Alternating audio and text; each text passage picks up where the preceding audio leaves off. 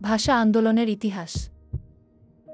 1952 সালের ভাষা আন্দোলন ছিল বাঙালি জাতির ইতিহাসে এক গুরুত্বপূর্ণ অধ্যায়।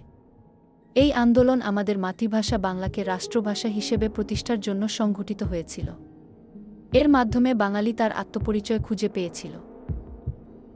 ব্রিটিশ শাসনের পর যখন পাকিস্তান গঠিত হয়, তখন থেকেই ভাষার প্রশ্নটি সামনে আসে। পশ্চিম পাকিস্তানি শাসক গোষ্ঠী উর্দুকে একমাত্র রাষ্ট্রভাষা হিসেবে চাপিয়ে দিতে চেয়েছিল। এর বিরুদ্ধে পূর্ব পাকিস্তানের জনগণ প্রতিবাদ জানায়। ঢাকা বিশ্ববিদ্যালয়ের ছাত্ররা 1952 সালের 2 ফেব্রুয়ারি 144 ধারা ভঙ্গ করে মিছিল বের করে। পুলিশের গুলিতে সালাম, বরকত, রফিক, শফিক, জব্বারসহ অনেকে শহীদ হন। এই আত্মত্যাগ ভাষা আন্দোলনকে আরও বেগবান করে তোলে।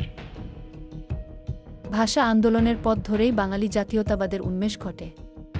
পরবর্তীতে এই আন্দোলন বাংলাদেশের স্বাধীনতা যুদ্ধের অনুপ্রেরণা হিসেবে কাজ করে। অবশেষে বাংলা ভাষা পাকিস্তানের অন্যতম রাষ্ট্রভাষার স্বীকৃতি লাভ করে। ভাষা আন্দোলন শুধু একটি ভাষার জন্য আন্দোলন ছিল না, এটি ছিল আত্মমর্যাদা প্রতিষ্ঠার লড়াই। এই আন্দোলনের মাধ্যমে বাঙালি জাতি বিশ্বে এক নতুন পরিচিতি লাভ করে। 2 ফেব্রুয়ারি আন্তর্জাতিক মাতৃভাষা দিবস হিসেবে পালিত হয়।